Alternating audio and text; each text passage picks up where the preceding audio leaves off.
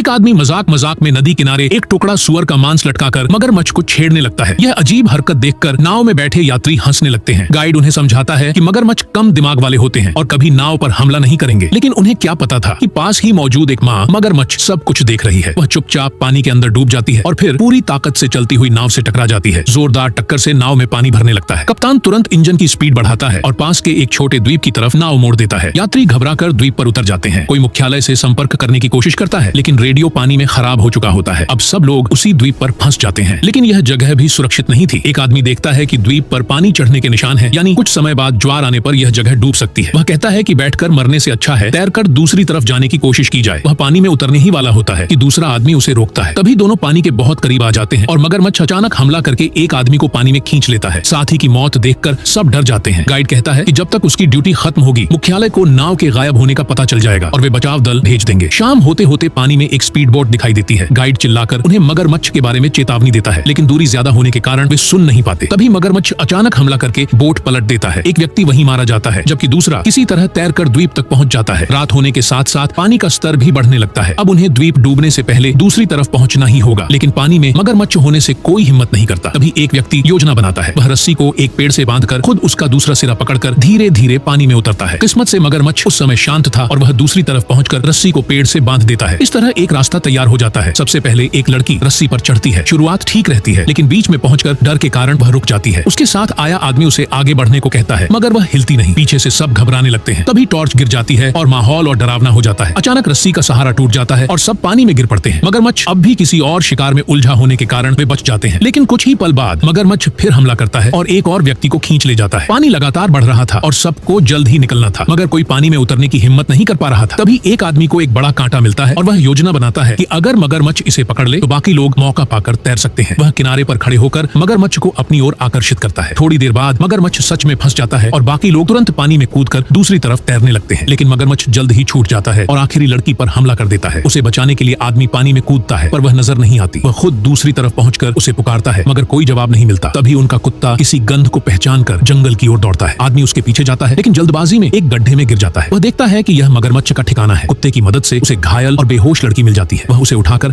बाहर निकलने लगता है। तभी मगरमच्छ भी गुफा में लौट आता है। आदमी छिपकर इंतजार करता है और जैसे ही मगरमच्छ शांत होता है बाहर निकलने की कोशिश करता है। मगरमच्छ फिर हमला करता है तो वह एक संकरे छेद में घुस जाता है जहां मगरमच्छ नहीं पहुंच पाता। मगरमच्छ बाहर से जोर जोर से टक्कर मारता है। तभी आदमी को जमीन पर पड़ी लकड़ी दिखती है और वह एक तरकीब सोचता है। वह लकड़ी का सहारा बनाकर मगरमच्छ के हमले के समय उसे भेद देता है। कुछ ही पल में मगरमच्छ मर जाता है और उसकी जान बच जाती है। इसके बाद वह बेहोश लड़की को उठाकर गुफा से बाहर निकलता है और थोड़ी देर बाद बचाव दल आकर उन्हें सुरक्षित ले जाता है।